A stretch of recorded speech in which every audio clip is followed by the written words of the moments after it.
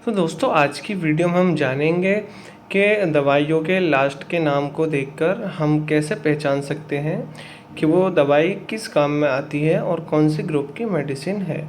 तो आज हम बात करेंगे इसी बारे में। तो चलिए वीडियो को शुरू करते हैं। वीडियो को लास्ट तक देखिए जिसमें कुछ दवाइयों की नॉलेज आपको। तो सबसे पहले हम बात कर लेते हैं प्राजोल के बारे में। मतलब जिन दवाइयों के लास्ट में प्राजोल लगता है जैसे ओमिप्राजोल, पेंटोप्राजोल या फिर रेबोप्राजोल, तो इन दवाइयों को हम गैस की समस्या को मतलब एसिडिटी को कम करने के लिए यूज़ करते हैं। देखिए हर जो है कंपनी का ब्रांड नेम अलग होता है, लेकिन हमें जो उस दवाई में देखना होता है वो सॉल्ट देखना होता है, क्योंकि किसी भी ब्रांड की दवाई हो उसका सॉल्ट सेम ही होगा। तो जिन दवाइयों के लास्ट में हम देखेंगे कि प्राजोल लगा हुआ है, मतलब समझ जाएंगे हम कि वो एसिडिटी यानी गैस की समस्या को कम करने के लिए हम उसको देंगे। अगली दवाई हम देखेंगे टिडिन। मतलब जिन दवाइयों के लास्ट में टिडिन आता है उनको हम GERD मतलब गैस्ट्रो इसोफेगल रिफ्लक्स डिसीज़, और एक आम भाषा में बोलें तो हम इसको भी एसिडिटी के लिए यूज़ करते हैं।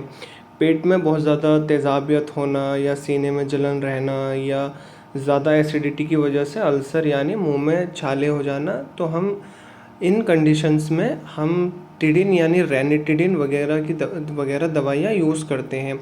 रेनिटिडिन मार्केट में कई ब्रांड नेम से आती है जैसे एसिलॉक या और भी रेंटेक जेंटेक, लेकिन इसका जो सॉल्ट होता है वो रेनिटिडिन होता है। तो जिन भी दवाइयों के लास्ट में हम टिडिन वर्ड देखेंगे तो हम पता लगा सकते हैं कि इस दवाई को भी हम एसिडिटी यानी गैस की समस्या को कम करने के लिए यूज़ करते हैं। अगली दवाई हम देखेंगे, मतलब जिन दवाइयों के लास्ट में माइन आता है जैसे फेनिरेमाइन या फेनाइल प्रोपेनोलेमाइन हाइड्रोक्लोराइड या फिर क्लोरफेनोमाइन, इन दवाइयों को हम एंटी हिस्टामिन और एंटी एलर्जिक ग्रुप की मेडिसिन में देखते हैं। और हम इन दवाइयों को हम एलर्जिक इन्फेक्शंस में यूज़ करते हैं, जैसे एलर्जी कोई दाने चकत्ते हो जाना या फिर ज़ुकाम या बार बार छींके आना या कोई जो एलर्जिक इन्फेक्शन माने गले में कोई इन्फेक्शन हो जाना। तो इन समस्याओं में हम जो माइन वाली दवाइयाँ होती हैं जिनके लास्ट में माइन आता है हम उनको यूज़ करते हैं। और जिन दवाइयों के लास्ट में माइन आएगा उसको देखकर हम समझ सकते हैं कि ये एंटी एलर्जिक मेडिसिन है और एंटी हिस्टामिन ग्रुप की मेडिसिन है। अगली दवाइयों के बारे में बात करेंगे जिनके लास्ट में फेनाक आता है और प्रोफेन आता है। एग्जाम्पल के तौर पर आइबोप्रोफेन और डाइक्लोफेनक, एसिक्लोफेनक, इन दवाइयों को हम एनसेड्स यानी नॉन स्टेरॉयडल इन्फ्लामेटरी ड्रग्स बोलते हैं। इन दवाइयों को हम सूजन के लिए और दर्द को कम करने के लिए यूज़ करते हैं। तो जिन दवाइयों के लास्ट में फेनक आता है या फिर प्रोफेन आता है जैसे डाइक्लोफेनक और आइबोप्रोफेन, तो उन दवाइयों को देखकर हम समझ सकते हैं कि ये दर्द को कम करने के लिए और सूजन को कम करने के लिए हम यूज़ करते हैं। मार्केट में ये दवाइयाँ अलग अलग ब्रांड्स के नाम पर मिलती हैं, लेकिन जो हमको मेन चीज़ इसमें याद रखनी है वो इसका सॉल्ट होता है।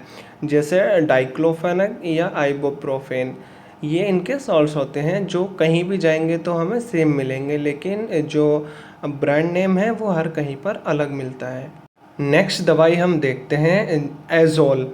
जिन दवाइयों के लास्ट में एजोल आता है, एग्जाम्पल फ्लोकोनाजोल या कीटोकोनाजोल या फिर माइकोनाजोल, तो इन दवाइयों को हम एंटी फंगल दवाइयों के रूप में यूज़ करते हैं। मानी फंगस इन्फेक्शन के लिए, जैसे लाल दाग हो जाते हैं या बॉडी में खुजली हो जाती है, जो फंगल इन्फेक्शन बोलते हैं, उसमें हम इन दवाइयों को यूज़ करते हैं। तो हम जिन दवाइयों के लास्ट में एजोल शब्द देखते हैं तो हम उसको देखकर पता लगा सकते हैं कि हम इसको एंटी फंगल के रूप में यानी फंगस इन्फेक्शन के लिए यूज़ करते हैं। मार्केट में ये भी कई नामों से आते हैं, लेकिन जो हमें मेन चीज़ वो सॉल्ट ही देखना होता है। नेक्स्ट हम बात करेंगे माइसिन के बारे में। जिन दवाइयों के लास्ट में माइसिन आता है एग्जाम्पल जैसे स्पाइरामाइसिन या फिर एजिथ्रोमाइसिन या फिर एरिथ्रोमाइसिन, तो हम उसको देखकर समझ सकते हैं कि ये एंटीबायोटिक ग्रुप की मेडिसिन है। एंटीबायोटिक यानी बैक्टीरियल इन्फेक्शन को ख़त्म करने के लिए हम जिन दवाइयों का यूज़ करते हैं उनको एंटीबायोटिक बोला जाता है। तो इसका जो है, जिस दवाई के लास्ट में माइसिन आ जाएगा उसको हम एंटीबायोटिक के रूप में यूज़ करते हैं। तो आज की वीडियो को हम इन्हीं दवाइयों के साथ कंप्लीट करते हैं और मिलेंगे नेक्स्ट वीडियो में कोई और दवाइयों के साथ, और हम उनको कैसे पहचान सकते हैं, उनकी डोसेज क्या हैं और हम बच्चों में और बड़ों में उनको कितना यूज़ कर सकते हैं। तो मिलते हैं नेक्स्ट वीडियो में। अगर वीडियो पसंद आई है तो वीडियो को लाइक करें और अगली वीडियो के लिए चैनल को सब्सक्राइब करें। Thank you.